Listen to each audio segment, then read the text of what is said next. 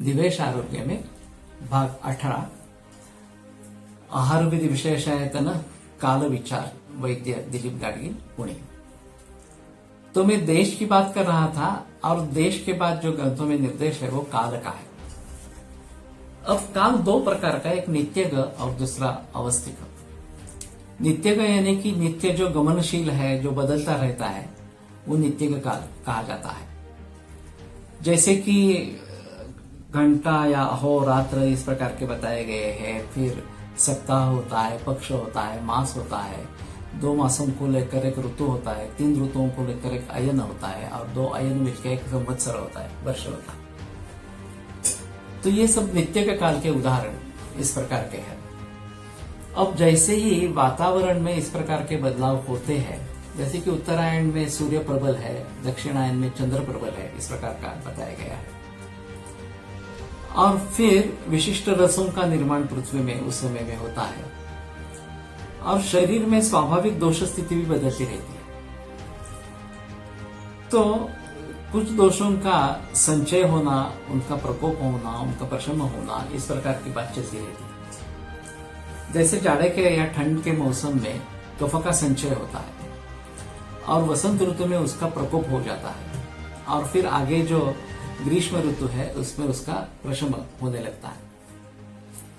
वैसे ही ग्रीष्म के अंत में वात का संचय होना आरंभ होता है।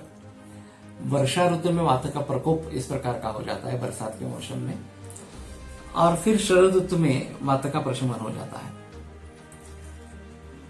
ये वर्षा ऋतु में पित्त का संचय होना आरंभ होता है, शरद ऋतु में पित्त का प्रकोप होता है और फिर हेमंत में उसका शमन हो जाता है। तो इन बातों को ध्यान में रखते हुए ग्रंथकारों ने कौन से ऋतु में किस प्रकार का आहार विहार रखना है इसके बारे में बताया गया है। कौन से ऋतु में किस प्रकार के पंचकर्म करवाने हैं ये भी बताया है। जैसे कि वसंत में कफ का प्रकोप है तो नस्य और वमन बताया है। वर्षा ऋतु में वात का प्रकोप है तो बस्ती चिकित्सा बताई गई है। और शरद ऋतु में पित्त का प्रकोप है तो वहां पे रक्तमोक्षण और विरेचन इस प्रकार की चिकित्सा बताई गई है।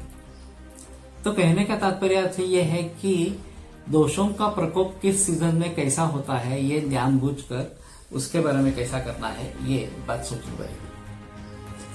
तो ये नित्य काल के बारे में ये सभी चीजें आवश्यक इस प्रकार की रहेगी। दूसरा जो काल है वो अवस्थिक काल है कि विशिष्ट कंडीशंस होती रहती है और उस काल के महिमा के कारण परिवर्तन गुणों में इस प्रकार का हो जाता है। तो वैसे हम फल के बारे में देखते हैं कि फल की एक शुरू में कच्ची अवस्था इस प्रकार की, कच्चा आम है इस प्रकार के, उसमें ज्यादा कषाय रस है। फिर वो थोड़ा पिकने लगता है तो उसमें खट्टापन आ जाता है, फिर खट्टा मधुर होता है, अंत में मधुर हो जाता है। तो इस प्रकार से ये भी अवस्थांतर है आम के बारे में। वैसे अन्य फलों के बारे में भी ये बात सोच सकते हैं। तो अवस्थाओं के अनुसार गुणकर्म बदलते हैं, ये बात ध्यान में रखनी इस प्रकार की है।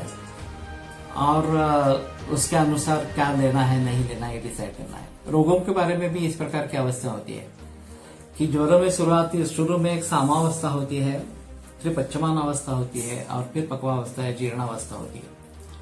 उन सभी में आहार विहार वगैरह बातें जो है वो सब अलग अलग इस प्रकार से करनी है। वैसे वय के अनुसार भी इसमें परिवर्तन आता रहता है। बाल्य, तारुण्य और वार्धक्य इस प्रकार का एक वर्णन ऋतु में आता है।